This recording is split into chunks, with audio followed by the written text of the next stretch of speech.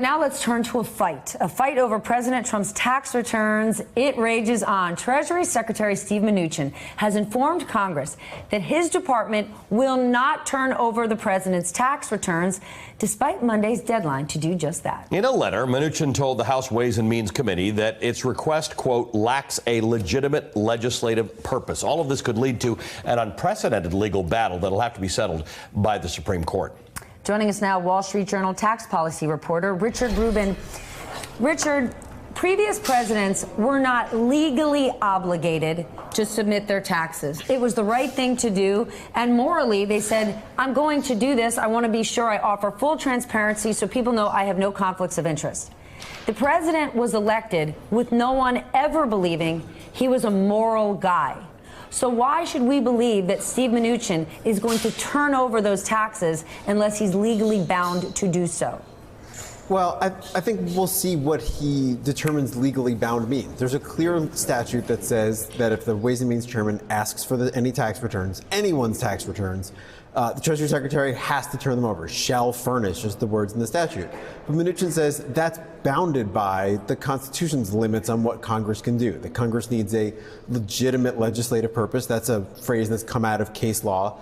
And he said that that threshold hasn't been met here. And so now what's likely to happen is the House is likely to start taking that into the federal courts to get some judge, and then, like you said, maybe all the way up to the Supreme Court to rule on exactly whether this is a legitimate. So is that purpose. the next arbiter, the Supreme Court? I mean, is it because that's interesting? The Treasury Secretary says no legitimate purpose. The law says shall furnish. But don't you think shall? I'm asking you, is a clear directive word?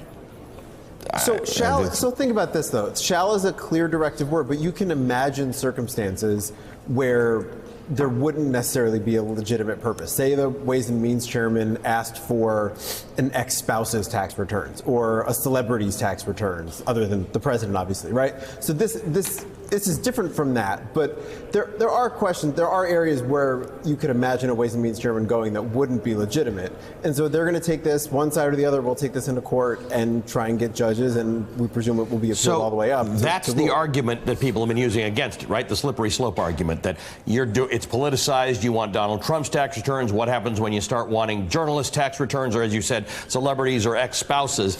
But it's not one of those, Ali.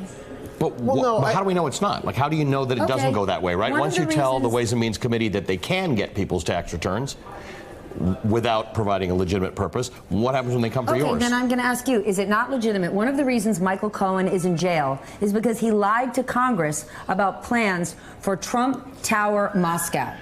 The president has yet to address that. He's lied about it for years. And Michael Cohen is sitting in jail, and the president might not have lied to Congress, but the president lied about it. That's not saying, can I have a celebrity's tax returns? That's saying, hey, President Trump, you've been lying about this forever.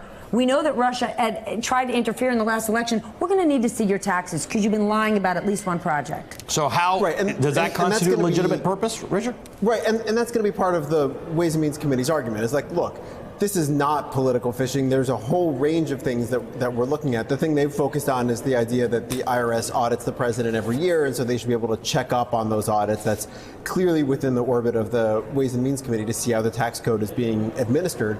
There's other realms you can imagine. Congress, obviously, and the Ways and Means Committee have a really broad jurisdiction, and so they'll say, lots of things that we do are legitimate, and who are you, administration, to second guess us? And so I think you'll have the first guessing and the second guessing, and you'll have a court try and sort through that. Any chance that happens in the next 2 years? Maybe. I think it depends on how quickly things start moving. You saw, this has taken us basically a month to get from the Ways and Means Chairman requesting the returns to this point of impasse, and so we'll see how quickly they start moving from here. And the legal issues aren't all that complicated. It's just about getting it before an arbiter and a federal judge.